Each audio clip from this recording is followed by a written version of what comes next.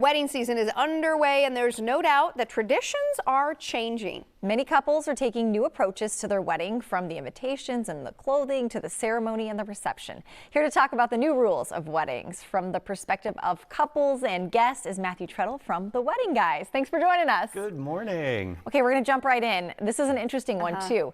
Invitations.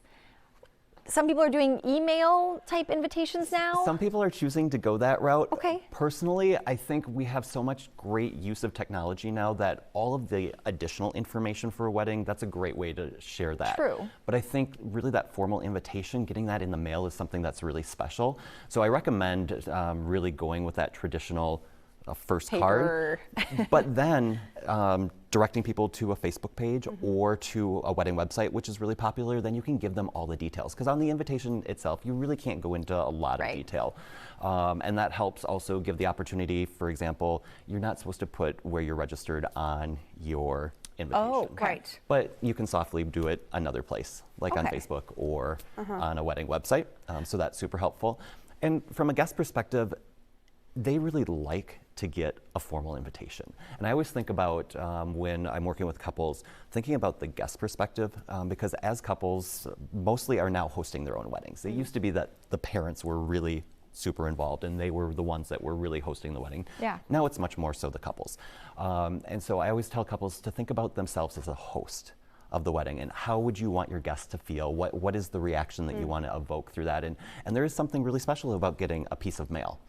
I could see, though, cost-wise, because those invites with all the paper, the stamps, the whole thing, it does get very pricey, as opposed to it does, a but free invite email. I know, I see your point. Right, 100%. but now too that you can also do just a one card. True. Like it used to be, you'd have to do All the the response card and all inserts. those things, and all of that stuff can be done in a digital format. Good you point. Can direct that way. True. You mentioned the registry, obviously often on a website. Thoughts on people just asking for cash? I have a feeling I know what your response is, but what do you think? You know, it's actually totally okay. Really? You know, just direct it. Explain to your guests where that cash is going. Set up a honeymoon fund or set up a new home fund. A lot of times couples have established homes already and they don't necessarily need the traditional registry items.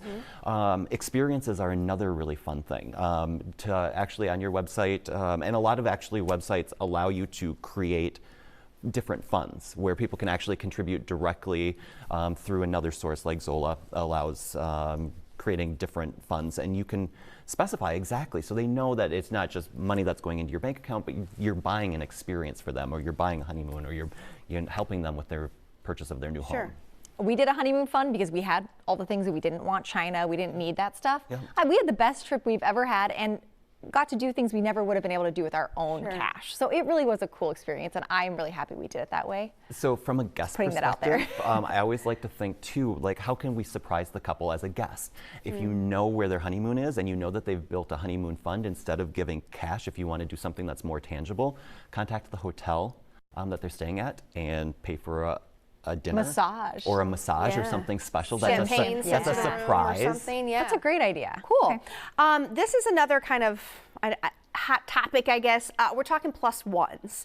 Obviously, you get the invite. You can usually have a plus one. Should it be standard to have everybody has a buddy, whether you're in a relationship or not? What do you think? So again, I always think about thinking about the guest perspective. For some people, it's really uncomfortable to go to events by themselves, whether they know a lot of people or not. So I always suggest to couples to really think about at least offering a plus one for everyone. Not everybody's going to accept it. The best thing I think to do is really think about your budget on the front end. And that's usually where the plus ones come. People are like, oh, well, it's going to be an extra $45 for every plus one, right? And traditionally, the expectation has always been if somebody has a significant other or they're engaged to somebody or in a long-term relationship, that's just kind of an expected. But I really think if you start on the front end and think about that guest experience, because that's why you're inviting them. If it's somebody important enough to come to your wedding, you really want them to enjoy themselves. And so provide that plus one. And then if you've figured that out on the front end, you can adjust your budget accordingly and you can adjust your decisions. Honestly, if you're paying an extra $250 because you have 4 friends that want a plus one, I'm sure there's somewhere in your wedding budget that you can find that to create a nice experience for one less bouquet of flowers or something. Right. Good point, good point. Well, we're talking wedding rules with Matthew Trettel. He's sticking around. We have a lot more questions. That's coming up after the break, including kids in weddings. Should they be invited? How do you handle that? We're going to talk about that next. This is Fox 9 Good Day. We are back with Matthew from The Wedding Guys talking about wedding rules. And before the break, we were talking about wedding receptions. So the next topic, it's a pretty big one. Can couples ask people not to bring children? They can. Kids is an interesting thing because it seems like there are couples that have a lot of kids within either their family or their friend group, and then there's a lot of couples that may not have really any kids, maybe a few nieces and nephews. It's totally fine to create the wedding that you want. The big thing is you want to communicate that correctly to your guests. So whether it's letting them know that it's an adults-only reception or an adults-only wedding is certainly fine.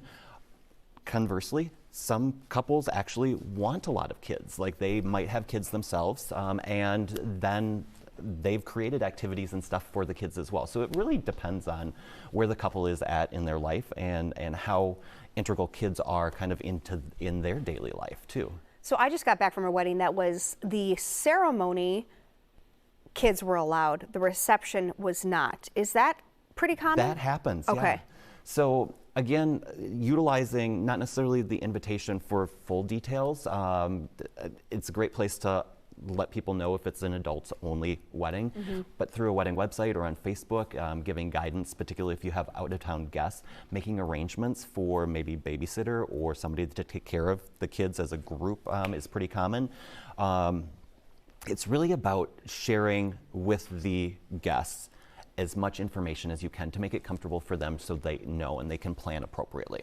Sure. Speaking of planning, the attire is one thing. I know we've seen a lot of stories where guests or brides were either asking guests to wear certain color palettes. I mean, it was like a requirement. Well, you know, Instagram right now, you have to have everything look a particular way, which is a little insane sometimes. Yeah. It does get a little overboard. But from a guest perspective, that's the number one question guests always have. Like, what is appropriate to wear? And so the invitation, typically when you're sending particularly an invitation in the mail, that was a really good guide. If you got a really formal invitation, True. Even if it didn't specify what the dress code was, you kind of knew that this was going to be a dress-up affair. Rule of thumb, I generally find it's the male attendees that seem to have the biggest challenge, even though our wardrobe is a lot more Right? narrow in scope. My general rule of thumb for guys is always wear at least khakis or chinos, or if you're going to wear jeans, do dress jeans and a blazer. Wear a button-down shirt always. Don't wear a polo. Don't wear a t-shirt. I go to so many weddings and I'm just like, guys, like this is a special occasion. This is important for the couple getting married. Let's kind of celebrate that at an elevated style. And it's not that hard. It's just kind of knowing kind of the do's and don'ts. I feel like women in general, they have a much broader spectrum of kind of what's acceptable as well.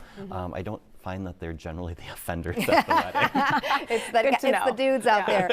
Okay, this got us talking in the newsroom. Let's talk about for your vendors, photographers, the music, flowers. Are you supposed to feed them?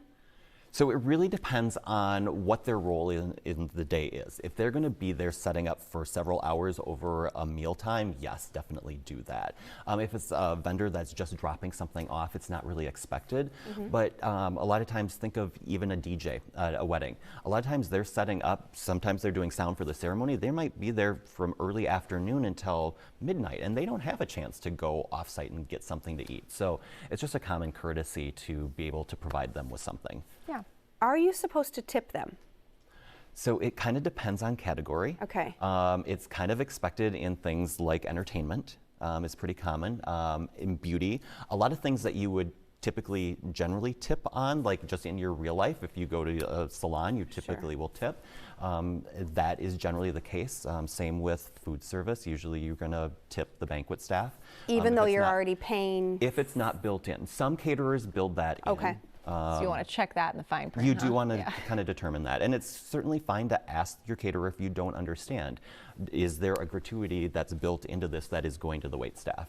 I was telling them I found that out the day before our wedding that you were supposed to tip, and I'm like, wait, what? So I'm running to an ATM and envelopes. Like, I didn't know that was a thing because I thought, well, I'm paying a pretty penny for the service. But I mean, I did it because I didn't want to be rude. But and a huge shift in your budget. Yes. Because you planned you're spending this much, and all of a sudden now you're spending 10% more. Right. Yeah. It's a big change.